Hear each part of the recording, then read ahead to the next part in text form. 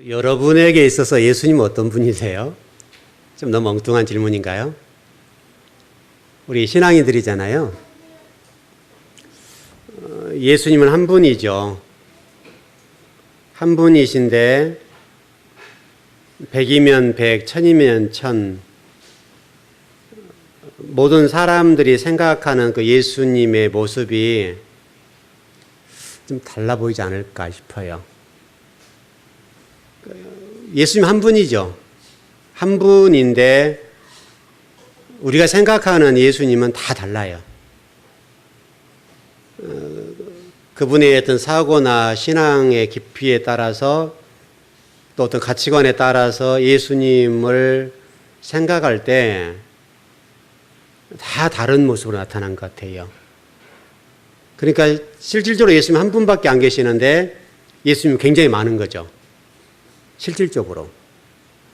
그러니까 그러면 이 문제는 우리가 잘못 이해했다는 얘기가 전제가 되는 거잖아요. 이거는 비단 우리만 그런 것이 아니라 이스라엘 백성도 그랬고요. 베드로 같은 경우도 어떤 사도 중에 사도잖아요. 예수님을 이해할 때에 예수님이 한 분을 두고 다르게 이해를 했다고요. 다르게 이해를 하다 보니까 예수님이 말씀하신 말씀의 의도나 말씀하심들이 제대로 들려지지 않고 깨달아지지 않고 잘못 믿게 된 거죠. 예를 들면 우리가 간단하게 정리했을 때 이스라엘 백성이나 베드로는 똑같았어요. 예수님은 오직 어떤 분이었는가 하면 성공을 위한 도구였어요. 그럼 이 시대에는 과연 우리가 믿고 있는 예수님은 어떤 분이냐 이거죠. 우리에게 있어서 베드로나 과거 구약 어떤 성도들, 이스라엘 백성들처럼 예수님이 우리의 어떤 성공의 도구가 아닐까. 그런 생각을 많이 해봐요. 제 생각이 100% 맞을 수는 없겠지만은 적어도 현대 그리스도인들이나 이스라엘 백성들이나 또 예수님의 제자들이나 사도들이나 할 것 없이 여전히 우리가 생각하는 그 예수님이라고 하는 것은 성경에서 제시한 예수님과 너무나 좀 다를 수가 있다고요. 이제 이것을 좁혀가는 것이 이제 말씀이죠. 말씀을 어떻게 배우느냐에 따라서 그 간격을 이렇게 좁혀갈 것 같아요. 이 문제가 심각해요. 실질적으로 좀 정리해 보면 예수님 하면 절대로 빼놓을 수 없는 한 가지가 있어요. 그건 십자가예요. 이게 상징적인 부분이고 상징성을 가지고 있습니다만은 그 예수님에 있어서 십자가를 제거해 버리면 아무것도 없어요. 이 예수님에게 있어서 이 십자가라고 하는 것은 절대적인 거예요. 왜냐하면 예수님의 삶 전체가 그걸 향해 가고 있고 예수님의 삶 자체가 그 십자가라고 하는 그 목표 지점을 향해서 곧장 갔거든요. 근데 그 만일에 그 예수님의 십자가를 빼버린다면 예수님의 실체는 없어지는 거예요. 그러면 우리가 신앙으로 좀 돌아서 우리에게 적용을 시켜보자면 과연 우리는 그렇다고 한다면 우리 신앙에 있어서 이 십자가라고 하는 이 무게감이라고 하는 것이 어떤가? 이 십자가라고 하는 것들이 과연 우리에 있어서 무엇인가? 이 십자가는 우리의 어떤 죄를 용서해주는 하나의 도구, 나를 구원해주는 하나의 도구에 불과한 것 아니냐. 그렇게 볼 수가 있겠죠. 이 십자가라고는 단순하게 우리를 구원해주는 도구일 뿐만 아니라 그 십자가를 통해 뭔가 말씀하시려고 하는 게 있잖아요. 우리가 마태복음 말씀 보면 그런 말씀이 있어요. 한 율법사가 질문을 던져요. 구약 성경을 요약해 주세요. 이렇게 질문하잖아요. 우리가 좀 풀어서 설명을 드리면 그때 예수님께 말씀하시기를 두 가지를 말씀하셨어요. 하나는 하나님을 사랑해야 된다. 하나님을 사랑하는데 마음과 뜻과 정성을 다하고 네 생명을 던져서 사랑해야 된다. 또 하나는 이웃을 사랑해야 되는데 이웃도 똑같다. 네 몸을 사랑하는 것처럼 그렇게 해야 된다. 이게 여러분 십자가잖아요. 결국 구약 성경을 요약해 놓은 게 뭐냐면 십자가예요. 그리고 예수님의 삶 자체가 십자가예요. 그럼 곧 그 얘기는 우리의 삶도 그래야 된다는 얘기거든요. 너희들 삶도 예수님이 걸었던 그 길, 구약 성경을 딱 요약해 놓은 이 십자가의 사건, 이것과 똑같다. 이렇게 말씀하신다고요. 제가 성경을 잘못 이해했는지는 잘 모르지만은 저는 그렇게 믿고 있어요. 성경이라고 하는 것이 그렇게 요약되고 그렇게 딱 정리되어 있구나. 그래서 예수님에게 있어서 십자가, 또 신앙에 있어서 이 십자가라고 하는 것은 뺄 수 없는 것이다. 근데 실질적으로 현대 그리스도인들에 있어서, 또 교회에 있어서 십자가는 거의 없어요. 왜냐하면 2000년 전에 예수님이 골고다 언덕에서 저와 여러분의 구원을 위해서 돌아가신 그 십자가에 하나밖에 없어요. 그리고 이제 십자가는 우리가 없는 거예요. 오직 그런 예수 그리스도가 저와 여러분의 어떤 무엇을 위해서 존재하는 거예요.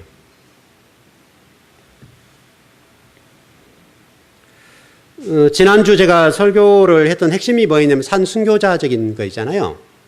아마 여러분 돌아가시면서 혹시 그런 생각하실 수도 있어요. 지금 세상에 돌아가는 형편을 보면 경기가 침체되어 있고 또 많은 사람이 어려워요. 정말 사람들이 죽겠다고 그래, 힘들다고 그래요. 많은 사람들은 희망이 없다고 얘기해요. 그리고 많은 사람들이 지금 잘못된 방향으로 가고 있어요. 또 극단적인 생각들을 많이 해요.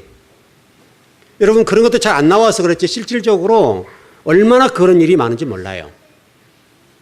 굉장히 많은 사람들이 그렇게 되고 실질적으로 사회가 좀 돌아가면 여러분 뭐 강남역 사건 뭐 그런 것도 있고 여러 가지 많은데 그런 일들이 왜 일어나냐, 왜 사람들이 극단적으로 가냐 이거죠. 왜 많은 사람들이 극단적으로 이렇게 분노가 많냐 이게 분노. 이제 이것이 문제 같아요. 그런 상황에 여러분들이 산순교자적인 삶을 살아가니까 우리 안 맞잖아요. 여러분 생각에 목사님 좀 이렇게 힘들고 죽겠는데 좀 유료의 말씀, 좀 소망적이거나 좀 우리의 마음을 좀 이렇게 평안하게 해줄 수 있는 말씀을 전해 주십시오. 라고 하는 그런 생각들이 우리를 지배하고 있지 않냐고요. 여러분 오늘 또 예배를 드리고 교회 문을 나서는 순간부터서 전기세부터 시작해서 각종 고지서가 날라왔던 것들을 처리해 줘야 되잖아요. 여러분 가정 속 안에는. 또 사업하신 분들이 좀 종합소득세가 신고할 때죠. 그래서 지금 돈 나오고 이럴 때니까 이것저것 생각하면 머리가 아프죠 지금요. 교회 문을 나서는 순간부터서 이 고지서를 처리해야 된단 말이에요. 얼마나 힘이 들고 어렵냐고요. 그래서 아마도 여러분 생각은 이제 그런 생각하겠죠. 목사님은 참 세상도 모르셔. 이렇게 나오는 거죠 이제. 얼마나 지금 세상이 각박하고 어렵고 힘들고 물질의 고통을 당하고 있고 물질의 압박을 당하고 있고 지금도 수많은 숨이 턱을 차고 넘어갈 만한 그런 고통들이 있는데 산순교자는 삶을 살아가는 게 말이 되냐 이거죠.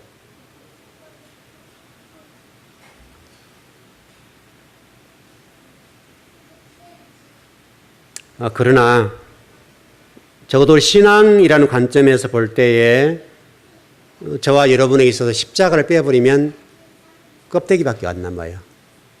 그래서 저라고 본다면 저라는 실체가 없어지고 제 옷만 남는 거예요. 이게 십자가와 같은 거예요. 여러분 저가 이 옷은 아니잖아요. 옷은 단순히 저를 이렇게 가려주는 역할을 하고 또 여러분들에게 어떤 품위를 유지할 수 있는 어떤 그런 정도 수준이라 할 수 있겠는데 만약에 십자가 만약에 저 안에 목사라고 하는 타이틀과 저의 안에는 말씀이라고 하는 것이 없어진다고 한다면 저는 껍데기잖아요. 여러분이 이 시간 이렇게 앉아있을 이유가 뭐예요? 저 앞에서. 이 힘들고 더운 이 시간에 나와서 이렇게 여러분 의자에 한 시간 앉아있을 이유가 뭐냐고요. 저희 껍데기를 보러 온 건 아니잖아요. 저의 입술을 통해서 하나님 말씀이 전해지는 그것을 듣기 위해서 오신 거잖아요. 만약 그게 빠졌다 한다면 저는 아무것도 아닌 거예요. 예수님께서는 우리에게 그렇게 말씀하셨어요. 나는 길이요 진리요 생명이다 라고 말씀하시면서 너희들이 나를 따라오려거든 어떻게 말씀하셨어요? 자기를 부인한다는 말은 굉장히 어려운 말이에요 여러분. 우리가 부인한다, 나 자신을 부인해 한다고 부인되는 게 아니니까요. 굉장히 어려운 말이 사실은요. 그리고 제 십자가를 지고 따라오라. 이렇게 말씀하셨단 말이에요. 결국 십자가 얘기잖아요. 십자가와 십자가를 통해서 예수 그리스도 저와 여러분이 연합되지 않는다고 한다면 우리는 아무것도 아닌 거죠.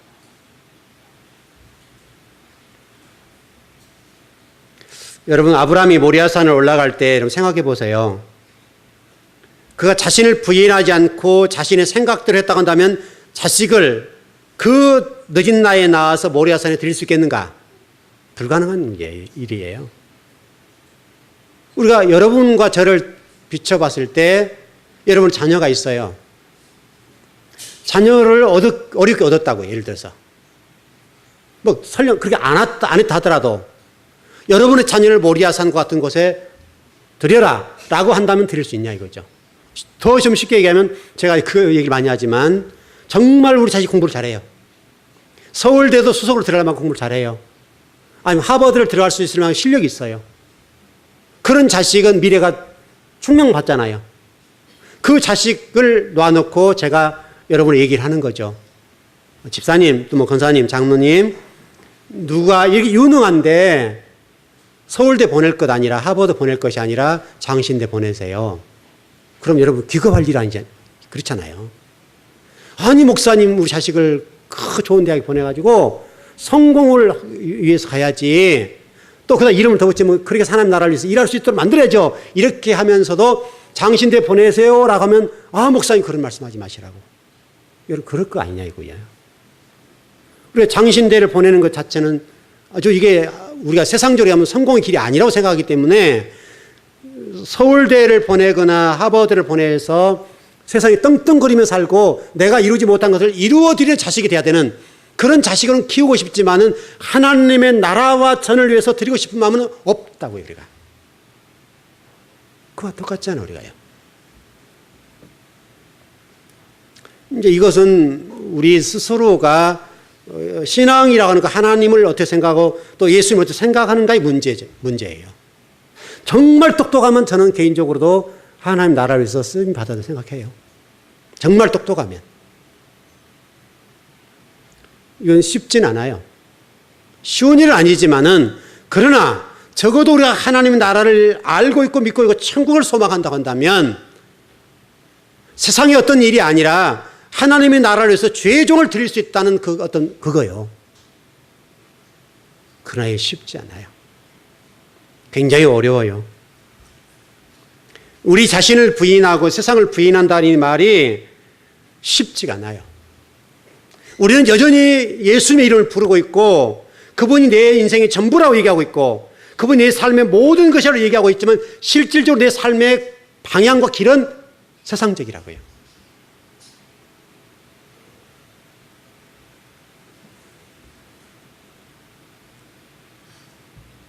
오늘 본문 10절 말씀 보면 땅에 있는 자들을 보복해달라는 기도의 장면이 나와요.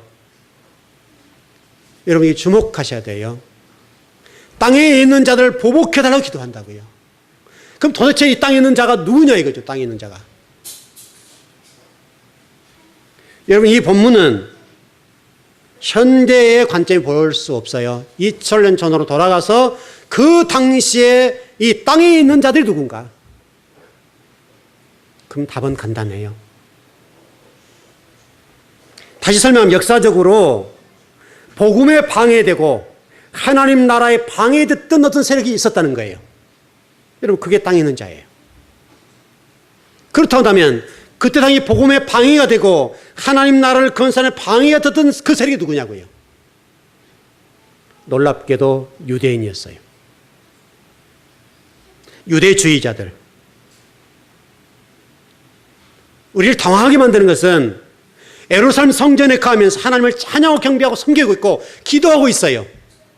그리고 하나님 나라에서 불철로 충성한다고요. 바로 그 자들을 향해서 우리 주님이 말씀하신 거예요. 바로 그 자들이 내 복음의 방해자다. 충격적인 거예요, 여러분.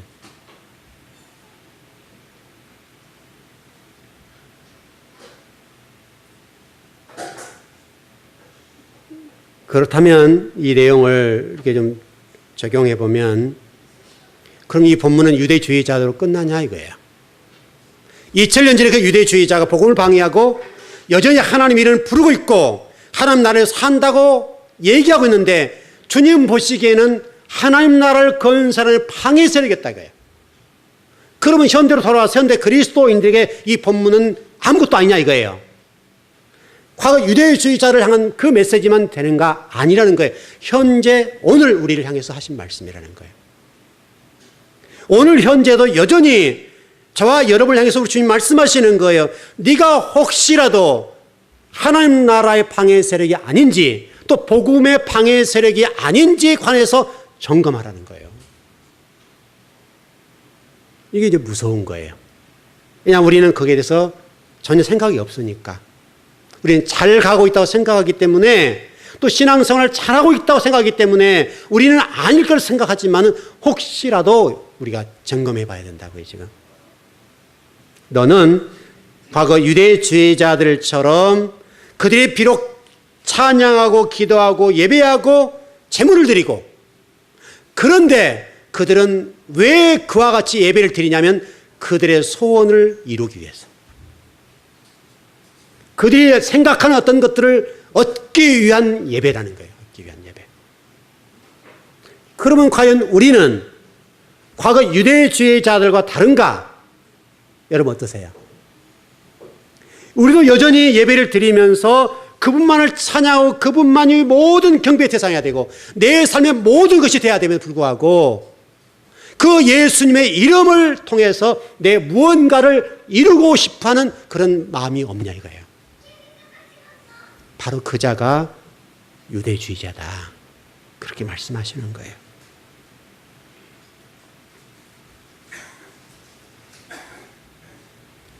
우리가 기도하면 예수님 내 기도를 들어주셔야 되고 응답해 주셔야 되는 그 정도 수준에서의 신앙생활을 하고 있다 한다면 바로 이것은 점검할 문제예요. 왜냐하면 여러분 지금 5번째 일 때는 장면이죠. 5번째죠. 5번째 일 때는 장면이란 말이에요.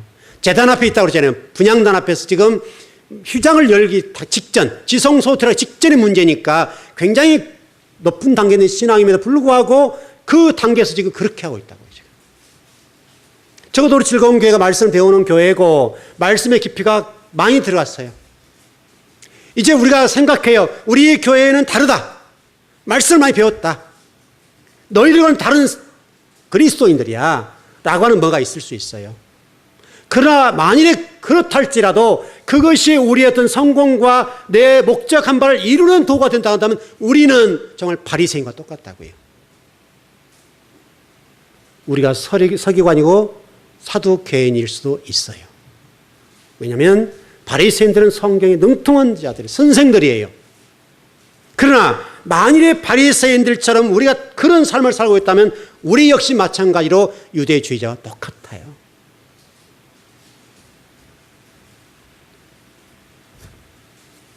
여러분 속에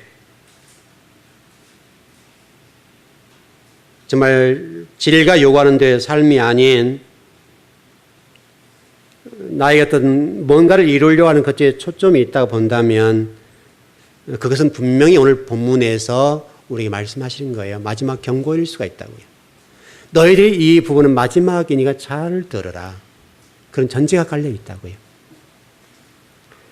혹시라도 여러분 가운데 열심히 신앙생활하는데 문제가 꼬이고 거듭된 문제, 거듭되게 실패하고 거듭된 고난과 혼란이 다가올 때에 우리 마음속에 아픔이 있잖아요.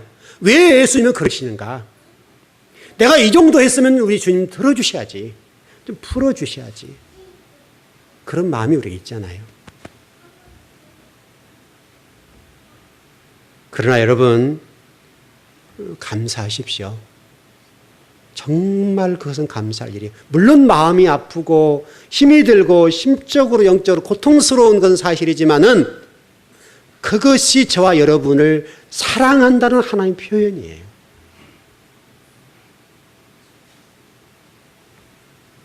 여러분 우리 옛말에 그런 말이 있잖아요. 미운 자식이 뭐 하나 더 준다고요? 떡 하나 더 준다고. 굉장히 좋은 말 같은데 안 좋은 말이잖아요, 여러분. 같은 자식이 있는데 미운 자식에게는 떡을 하나 더 준다.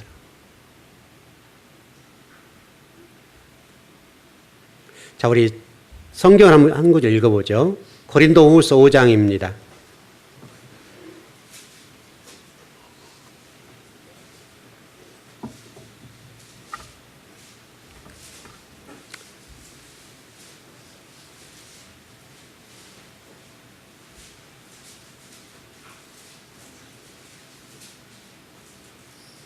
예, 5장 1절에 4절까지입니다. 여러분 한번 천천히 읽어보시죠. 고린도후서 5장 1절에 4절입니다. 시작. 만일 땅에 있는 우리의 장막집이 무너지면 하나님께서 지으신 집 곧 손으로 지은 것이 아니요 하늘의 영원한 집이 우리에게 있는 줄 아느니라. 참으로 우리가 여기서 탄식하며 하늘로부터 오는 우리 처소로 덧입기를 간절히 사모하노라. 이렇게 입으면 우리가 벗은 자들로 발견되지 않으려 함이라. 참으로 이 장막이 있는 우리가 짐진 것 같이 탄식하는 것은 벗고자 함이 아니요 오히려 덧입고자 함이니 죽을 것이 생명에 삼킨 바 되게 하려 함이라. 유명한 사도 바울이 우리를 표현했습니다. 우리의 옛 성전, 옛 자아, 옛 가치관에 갇혀있는 성도를 향해서 그 장막을 벗어야 된다. 지금 구약 성경의 말씀을 사도 바울은 옛 성전으로 표현해서 일설 백성을 통해서 현대 그리스도인들 또 초대교회 성도들에게 너희들이 하나님의 사람이 되려 한다면 옛 성전, 너의 옛 가치관들을 벗어야 된다. 그걸 성전으로 비유했어요. 성전. 물론 이 본문이 이제 장례식을 치를 때 많이 말씀을 전해진 말씀이기도 합니다만은 사람이 이제 운명하게 될 때 많이 이 말씀 전하죠. 그런 부분도 있습니다만은 실질적으로 더 중요한 것은 지금 말씀드린 그거예요. 우리의 옛 습관과 어떤 지배받았던 어떤 것들에 관해서 벗어나야 된다는 거예요. 진리가 요구한대로 인생을 살아 놓아야 된다는 거예요. 그것을 벗어버린 것은 뭐냐면 오히려 새로운 것을 덧입기 위한 것, 하늘의 것을 덧입기 위한 것이라는 거예요, 지금. 또 현상적으로는 예루살렘 성전을 향한 것이기도 하고요. 또 그것을 우리에게 비추면 우리의 육신이기도 하고요. 우리의 생각들, 우리 창세기 1장 1절에 베레시트라는 단어를 저희를 말씀드렸던 것처럼 그 베레시트 안에 우리의 이 고정값들, 우리의 가치관들, 그것을 예수님의 생각으로 바꿔야 된다. 그것을 고치지 않으면 안 된다라고 말씀하셨잖아요. 바로 그 얘기예요. 여러분, 이게 굉장히 어려운 거예요. 우리가 여러분 어떤 집을 하나 수리한다 하더라도 보이는 거 수리하는 거 힘들죠, 여러분. 굉장히 힘들어요. 집을 뚝딱 짓는 게 훨씬 나아요. 비용적인 측면에서 고생하는 측면에서요, 집 하나 건축하는 게 훨씬 나아요. 수리하는 것은 굉장히 어려워져요. 보이는 것도 어렵다면 보이는 것도. 근데 보이지 않는 이 마음을 수리한다는 거, 이걸 고친다는 것은 진짜 어려운 거예요. 왜냐하면 여기 지금 앉아있는 우리 성도들 마음밭은 다 달라요. 100이면 100, 1000이면 1000, 다 다른 생각과 다른 가치관과 의식구조가 살아간단 말이에요.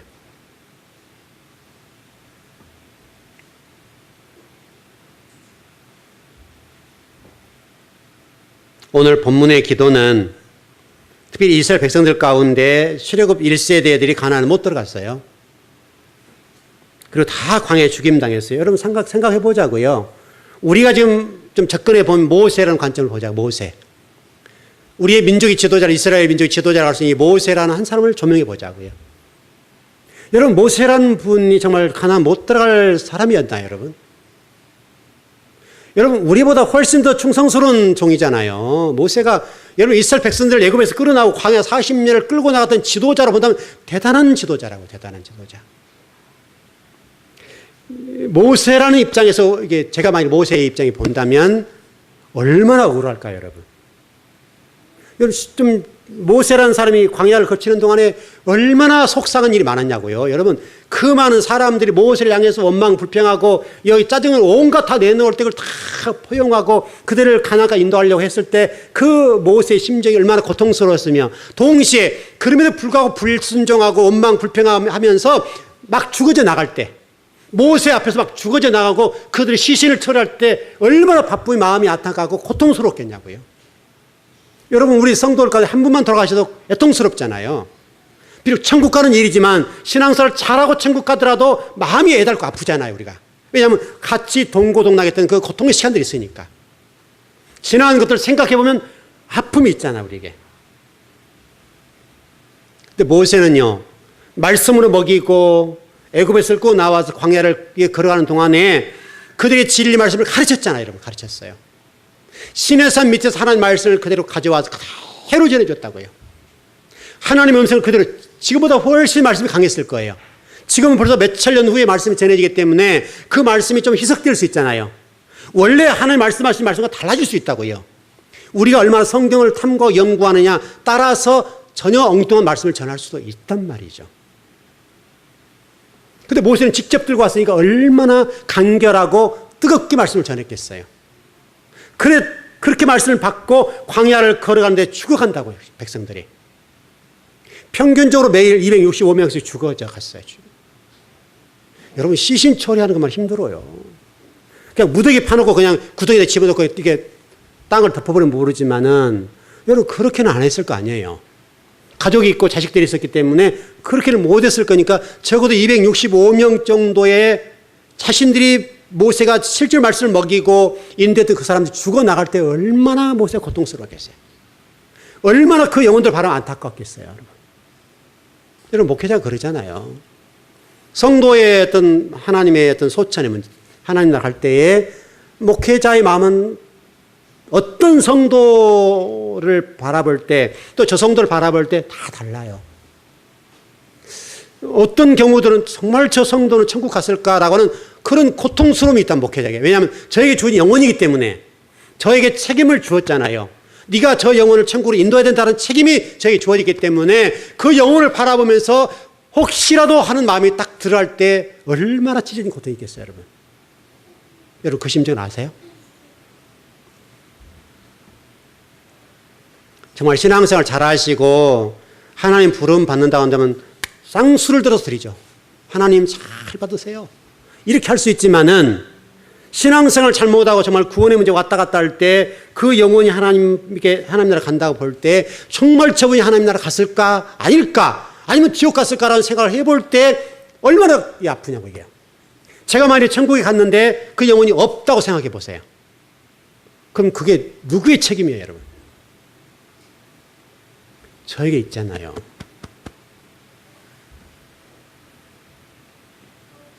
모세가 이런 애끓는 심정으로 말씀을 전하고 이스라엘 백성들에게 가나안 접견까지 인도해 주었잖아요. 마음고생 많이 하고 힘들었는데, 그런데 성경은요, 매몰차게도 하나님 뭐라고 말씀하시냐, 모세 너는 가나안 못 가, 이랬단 말이죠. 도대체 이런 하나님 우리가 어떻게 이해해요? 하나님이 어떻게 모세를 못 들어가게 하냐고요. 우리 생각에. 그게 성경이에요, 여러분. 그것이 성경이에요. 모세는 들어갈 수가 없어요. 여러분, 모세 대신 누가 들어갔어요? 여호수아가 들어갔다고, 여호수아. 여호수아가 누구예요, 여러분? 모세의 수종드는 자예요. 모세의 모든 사역에 돕는 자 역할을 했다고요. 실질적으로 광야에서 여호수아는 실질적으로 큰 행사를 못했어요. 모세가 한 일을 처리해 주는 정도 수준의 일을 했는데, 그런데 하나님은 모세는 못 들어가게 만들고 여호수아는 들어가겠다고요. 이게 구원의 문제고, 이것이 여러분 성경이에요. 여러분, 노아 홍수의 사건, 소돔 고모라의 문제, 광야 사건, 이 내용은 하나의 그림을 그려요. 다시 설명하면 천국 백성이라고 하는 것이 누군가? 어떤 사람들이 천국에 들어가는가를 그림으로 딱 보여준 거예요. 여러분 소돔 고모라를 보세요. 그 다음에 광야 사건을 보세요. 여러분 노아 홍수 사건을 보세요. 그림이 똑같다니까요. 그 그림을 오늘 본문에서 똑같이 말씀하고 있는 거예요, 여러분. 오늘 본문의 얘기가 뜬금없는 말씀이 아니라 바로 이 소돔 고모라 사건과 노아 홍수 사건과 광야 사건의 연장선상으로 그림을 그려주는 거예요.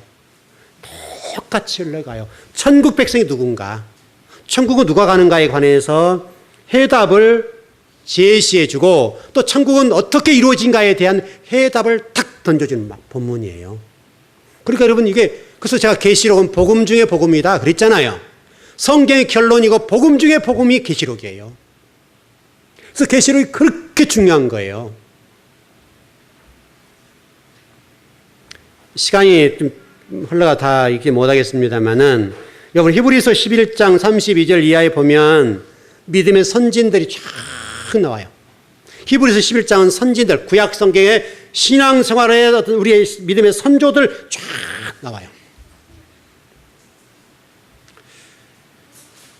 고린도후서 11장 23절 27절에서도 동일해요. 그런 내용들을 쭉 좀 설명하는데 바울 얘기가 지금 그런 거예요. 이 얘기의 핵심을 좀 전해볼게요. 정리해서 좀 드리겠습니다. 일단은 바울이 바울 된 것은 하루아침에 바울이 아니었다. 사도 바울이 될 수 있었던 것은 수많은 고통과 매맞음과 즐거움과 비난과 조롱과 죽임 당함과 고통과 감옥에 갇힘과 뺨 맞음과 이방인의 사도로서 온갖 환난을 다 당했어요. 또 히브리서 11장에 나오는 우리 믿음의 선진들도 똑같아요. 히브리서 11장에 이 사도 바울 같은 사람들을 영웅으로 띄워주기 위해 성경에 기록된 것이 아니라 이렇게 믿음의 선진들은 하루아침에 이루어지지 않고 그 수많은 고통과 환난을 통과하고 이루어진 자들이다. 우리에게 희망의 메시지를 전해주는 거예요. 적어도 여러분 노아라는 우리 신앙의 선배, 우리 믿음의 선진이라 볼 수 있겠는데 제2의 조상이잖아요, 여러분. 노아가. 그 노아가 될 수 있었던 것은 하루아침에 이루어지지 않고 120년 일하는 세월이 흘렀다고요. 노아가 그렇게 노아 방주, 이 홍수 사건을 통해서 구원받게 되는데 그 구원받는 비결이 120년이라는 시간이 흘렀어요. 저도 아브라함이라는 믿음의 조상이 태어나기까지 45년이라는 세월을 신앙 훈련 받았다고요. 우리가 이것을 잊어버리면 안 돼요. 여러분이 당하는 어떤 고통, 아픔들, 환난들 힘드시고 아픈 거 알아요. 하나님은 그거를 너무너무 잘 하신다고요. 그런데 이미 노아라는 사람과 또 아브라함이라는 사람들, 성경에 등장하던 선진들이라는 이 사람들을 통해서 말씀하시는 거예요. 너 아프냐? 이런 거예요. 너 힘드냐? 노아를 봐라, 노아. 노아는 120년 동안 모든 사람이 미친 노인에 취급하고 모든 사람이 상대하지 않고 조롱하고 비방하고 무시하고 그럼에 불구하고 노아는 하나님 말씀을 따라서 120년 동안 순종했다. 너의 고통은 잠시야.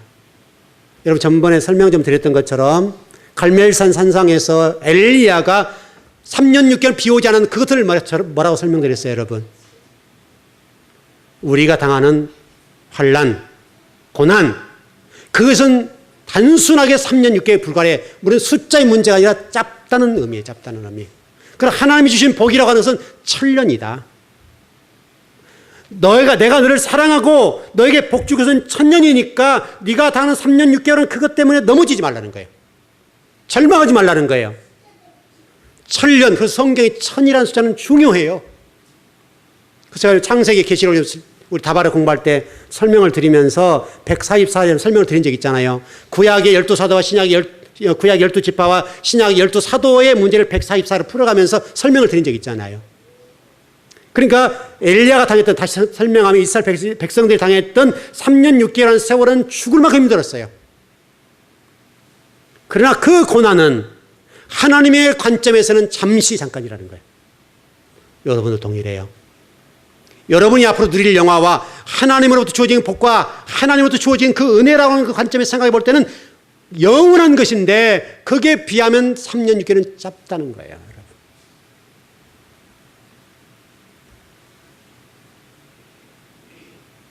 이 내용을 설명하면서 마태복음 23장 이하의 말씀 좀 보니까 34절, 37절의 내용을 쭉 읽어보면요. 동일하게 제가 조금 전에 설명드렸던 것처럼 믿음의 선진들, 다시 말하면 선지자들이나 죄의 종과 하나님의 백성들이 충성스럽게 살아가고 있는데 그 영혼들을 핍박했던 영혼들이 누군가라고 설명하는 내용이 똑같아요. 바로 유대인이다. 다시 설명하면 그 유대인을 우리 믿는 자라고 볼 수 있는 거죠. 실제로 교회에서 우리가 우리 스스로를 그렇게 할 수 있다는 거예요. 우리가 누군가를 그렇게 할 수 있다는 거예요. 그래서 그걸 조심해야 할 문제예요. 여러분 성경에 여러분 보면 이런 거 있어요. 둘째가 항상 큰 장자한테 핍박받는 얘기 많이 나오죠. 여러분 성경에 보면 도대체 장자가 둘째를 이렇게 괴롭히는 얘기를 왜 끄집어내놨을까요? 가인이 아벨을 쳐 죽였잖아요, 여러분. 그럼 왜 아벨 얘기를 이게 성경에 기록해놨냐고요? 하나님이 지면이 쓸 게 없어서 그걸 기록해놨겠는가? 여러분 그런 얘기가 성경에 굉장히 많이 나왔어요. 그 얘기가 바로 그 얘기라고요. 바로 우리가 믿음 생활 잘한다고 생각하고 교회 주인과 같은 역할을 하는 우리가 혹시라도 그 둘째 새로운 영혼들, 그 영혼들을 핍박하고 복음에 들어오지 못하도록 만들고 하나님 나라의 주인공 되지 못하는 주역이 됐다는 거예요. 그것을 주님이 우리에게 말씀하세요. 바로 그 동생이 누군가 하면 십자가고 그게 복음이고 그게 부활이에요. 그 동생 여러분 아벨의 피 문제를 설명했잖아요.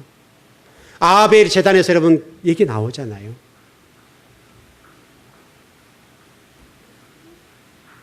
결론을 좀 정리하겠습니다.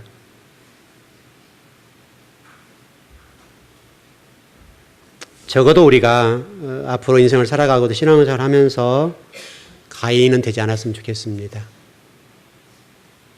누군가 그렇다면 그것을 향해서 기도할 거니까요. 그건 무서운 기도죠. 적어도 저와 여러분이 복음의 방해자가 아니라 복음을 위해서 여러분의 생명을 던지고 하나님 나라를 건설하는 일에 있어서 멋지게 쓰임받는 성도들 되었으면 좋겠습니다. 이 시대에 지금 이 요한계시를 통해 말씀하시는 것은 너희들은 그런 자가 되어야 된다. 그 영혼들을 통해서 하나님 나라를 완성하겠다는 것이 아버지의 생각이세요. 적어도 우리 즐거움교회에서 진리를 배우는 여러분들은 이 시대를 깨우고 이 시대에 십자가를 지고 가는 그런 선한 성도들 되시길 바랍니다. 기도하겠습니다.